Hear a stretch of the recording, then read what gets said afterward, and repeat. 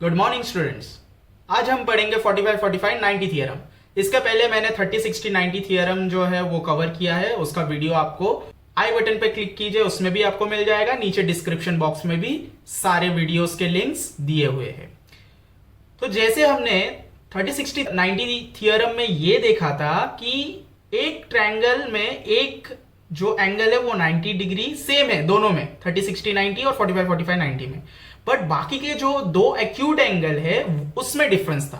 तो उसमें जैसे 30 और 60 था तो हमने देखा था कि कैसे उसको डिफाइन किया जाता है, कैसे उसको निकाला जाता है, कैसे उसको याद रखा जाता है कि 30 डिग्री अगर एंगल दिया है तो उसके सामने वाला जो अपोजिट साइड है वो हाइपोटेनस का हाफ होता है, और 60 डिग्री एंगल अगर दिया है तो वो √3/2 इंटू हाइपोटेनस होता है। मीन्स ये फॉर्मूला है। कभी भी आपको अगर 30, 60, 90 थियरम यूज करना हो तो आप उस तरीके से कर सकते हैं। और 90 का तो हमें पता ही है, हम पाइथागोरस थियरम यूज करते हैं। 60 डिग्री का फॉर्मूला डिराइव करने के लिए हमें पाइथागोरस का ही हेल्प लेना पड़ा था।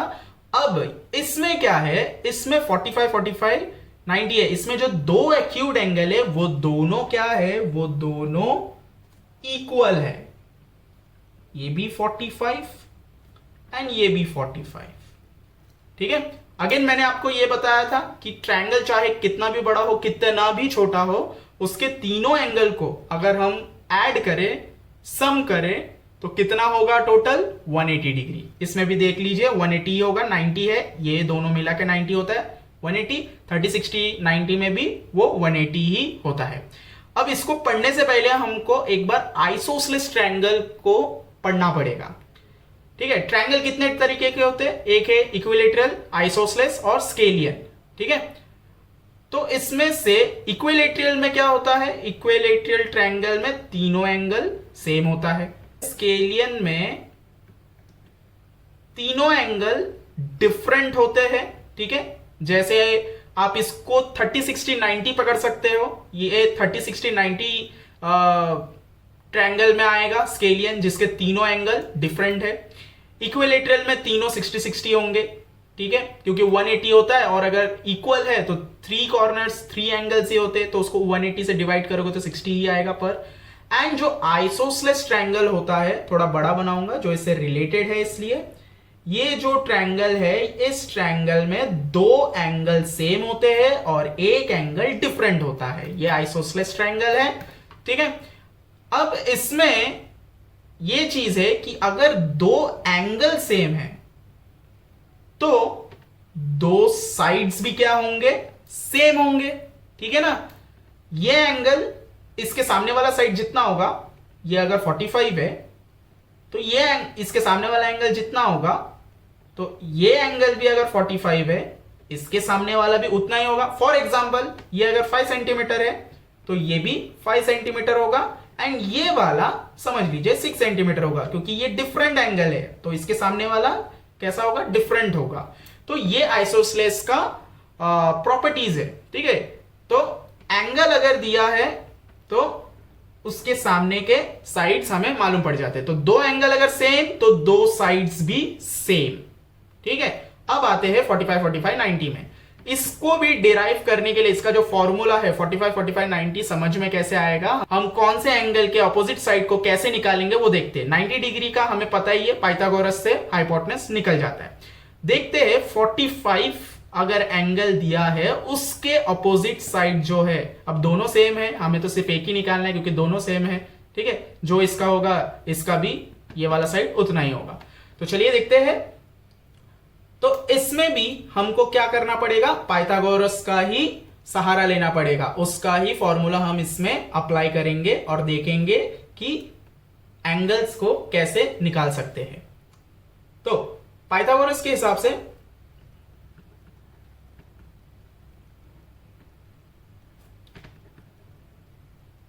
पाइथागोरस थ्योरम, हाइपोटेनस क्या है, AC square is equal to one side कितना है, AB स्क्वायर प्लस दूसरा साइड BC स्क्वायर। अब आपको यह ध्यान रखना है कि AB और BC दोनों क्या है, इक्वल है। यह चीज आपको ध्यान रखना है। ठीक है। क्यों इक्वल है? क्योंकि ये 45 है, सामने वाला जितना होगा ये 45 है, ये सामने वाला भी उतना ही होगा। इसी वजह से ए बी और बी सी जो क्या है, इक्वल है। तो अगर ये दोनों इक्वल है तो मैं दोनों को ही या तो ए बी बोल सकता हूं, या तो दोनों को ही बी सी बोल सकता हूं। ठीक है ना? अगर ये दोनों इक्वल है तो मैं दोनों का ही नाम 2 बार ले लूं तो भी चलेगा, ये दोनों को भी 2 बार ले लूं तो भी चलेगा। ठीक है, तो हम दोनों में से कोई भी एक को ले सकते। तो यहां पर हम सिर्फ ये चेंज करेंगे, ए सी जो है वो तो चेंज नहीं होगा, ए बी स्क्वायर, तो हम बी सी को भी क्या करेंगे, ए बी मान के ही चलेंगे, क्योंकि ए बी सेम है ना दोनों, ये दोनों सेम है, तो हम क्या करेंगे, इसको भी ए बी ले लेंगे। अब ये ए बी क्यों लिया? ये ए बी लेने का एक वजह है कि दोनों अगर सेम होते हैं और बीच में अगर प्लस साइन है तो ये भी 1 ए बी है, ये भी 1 ए बी है, तो 1 + 1 2 बन सकते हैं। ये दोनों अलग अलग है, ये प्लस नहीं हो सकते।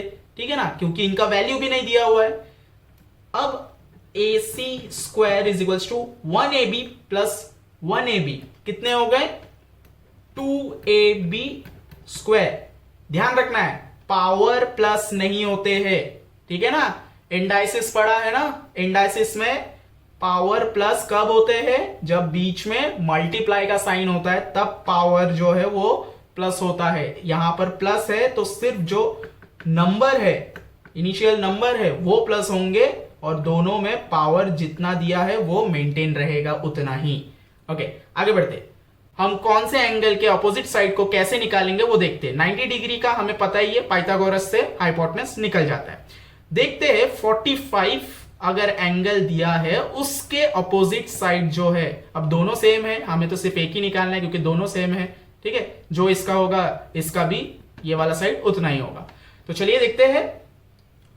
तो इसमें भी हमको क्या करना पड़ेगा, पाइथागोरस का ही सहारा लेना पड़ेगा, उसका ही फॉर्मूला हम इसमें अप्लाई करेंगे और देखेंगे कि एंगल्स को कैसे निकाल सकते हैं। तो पाइथागोरस के हिसाब से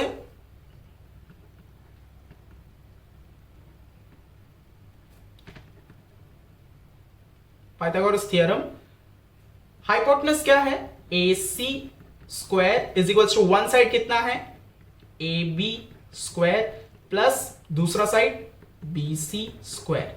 अब आपको यह ध्यान रखना है ए बी और बी सी दोनों क्या है, इक्वल है, ये चीज आपको ध्यान रखना है। ठीक है, क्यों इक्वल है, क्योंकि ये 45 है, सामने वाला जितना होगा ये 45 है, ये सामने वाला भी उतना ही होगा। इसी वजह से ए बी और बी सी जो क्या है, इक्वल है। तो अगर ये दोनों इक्वल है तो मैं दोनों को ही या तो ए बी बोल सकता हूं, या तो दोनों को ही बी सी बोल सकता हूं। ठीक है ना, अगर ये दोनों इक्वल है तो मैं दोनों का ही नाम 2 बार ले लूं तो भी चलेगा, ये दोनों को भी 2 बार ले लूं तो भी चलेगा। ठीक है, तो हम दोनों में से कोई भी एक को ले सकते। तो यहां पर हम सिर्फ ये चेंज करेंगे, ए सी जो है वो तो चेंज नहीं होगा, ए बी स्क्वायर, तो हम बी सी को भी क्या करेंगे, ए बी मान के ही चलेंगे, क्योंकि ए बी सेम है ना दोनों, ये दोनों सेम है, तो हम क्या करेंगे, इसको भी ए बी ले लेंगे। अब ये ए बी क्यों लिया, ये ए बी लेने का एक वजह है कि दोनों अगर सेम होते हैं और बीच में अगर प्लस साइन है तो ये भी 1 ए बी है, ये भी 1 ए बी है, तो 1 + 1 2 बन सकते हैं। ये दोनों अलग अलग है, ये प्लस नहीं हो सकते। ठीक है ना, क्योंकि इनका वैल्यू भी नहीं दिया हुआ है। अब A C square is equals to 1 A B plus 1 A B कितने हो गए, 2 ए बी स्क्वायर। ध्यान रखना है पावर प्लस नहीं होते हैं। ठीक है ना, इंडाइसिस पढ़ा है ना, इंडाइसिस में पावर प्लस कब होते हैं, जब बीच में मल्टीप्लाई का साइन होता है तब पावर जो है वो प्लस होता है। यहां पर प्लस है तो सिर्फ जो नंबर है, इनिशियल नंबर है वो प्लस होंगे और दोनों में पावर जितना दिया है वो मेंटेन रहेगा उतना ही। ओके, आगे बढ़ते। अब हम क्या करेंगे, इस 2 को इस तरफ ट्रांसफर करेंगे, तो ये जो 2 है वो AC के साथ आ जाएगा, तो कुछ इस तरीके से हो जाएगा। 2 यहां पर AB के साथ मल्टीप्लाई में है, मल्टीप्लिकेशन में है, तो यहां आएगा तो डिवीजन मीन्स नीचे आ जाएगा, तो 1/2, क्योंकि यहां आ रहा है ना, यहां पर कुछ नंबर नहीं है तो ऊपर हम 1 मानते हैं, 1/2 AC square is equals to, यहां क्या बचा, AB स्क्वायर। इसको सीधा कर लेते, AB square is equals to 1/2 AC square. सीधा कर लिया इसको हमने। अब इसमें क्या करेंगे हम, both the side square root apply करेंगे, ठीक है। तो स्क्वायर रूट अगर मैं AB में लू और इस पूरे में लू, ठीक है, यहां पर लिख देते हैं taking square root on both the side. अब ये स्क्वायर रूट और ये स्क्वायर कट हो जाएगा, AB बचेगा। यहां पर ये जो स्क्वायर रूट है ये इसमें सेपरेटली होगा, इसमें सेपरेटली होगा, तो 1/2 को अलग से इंटू AC में अलग से, जिसमें ये अगेन कट हो जाएगा, ठीक है। यहां कंटिन्यू कर रहा हूं अभी मैं, तो AB इज इक्वल्स टू 1 का रूट 1 ही आता है, बट 2 का 2 में रह जाएगा, और इसमें क्या बचा, AC बचा। तो हमारा वैल्यू क्या निकला कि अगर मुझे AB निकालना है तो AB क्या होगा, AC का, AC क्या है, हाइपोटेनस, एक्चुअली में ये है, ठीक है।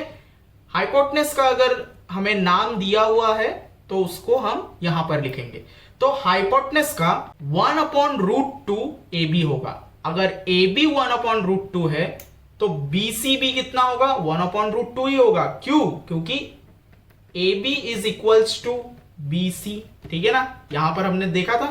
तो अगर AB BC के साथ इक्वल है, ये एंगल CB 45 है और अगर AB 45 है, तो इनका जो मेजरमेंट निकलेगा वो भी सेम ही आएगा ना, 1/√2। तो सपोज हमें AC कितना दिया है, AC हमें दिया हुआ होगा यहां पर 8।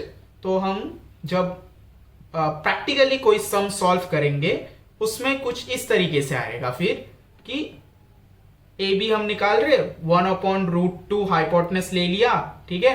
क्यों लिया, क्योंकि हमने देखा कि AB के अपोजिट में 45 डिग्री का एंगल है, तो 45 डिग्री के एंगल के हिसाब से 45 90 अगर है उसमें, तो हम ये वाला फॉर्मूला उसमें अप्लाई कर सकते हैं। तो हाइपोटेनस हम ले लेंगे 1/√2 इंटू, समझ लीजिए यहां पर दिया था 4, तो ये हो जाएगा 4/√2। एक सिंपल सा एग्जांपल मैंने बताया। तो इसका कन्वर्स जो होगा वो कन्वर्स कैसा होगा, कन्वर्स में साइड दिया रहेगा, आपको एंगल ढूंढने के लिए बोला होगा। तो ये है 45 90 डिग्री थियरम। आई होप आपको समझ में आया होगा। इसका फाइनल आंसर बता देता हूं। तो अगर 45 डिग्री का अगर एंगल के सामने वाले साइड को निकालना है तो हमें लेना पड़ेगा हाइपोटेनस अपॉन √2। ये 1 इंटू हाइपोटेनस, ऊपर 1 है, हाइपोटेनस बाजू में मींस ऊपर ही है, तो 1 इंटू हाइपोटेनस हो जाता है ना। तो this is the final one. ये फॉर्मूला अप्लाई करना है हर बार। 30 60 90 और 45 90 आपको याद रखना है, आपको समझ के रखना है।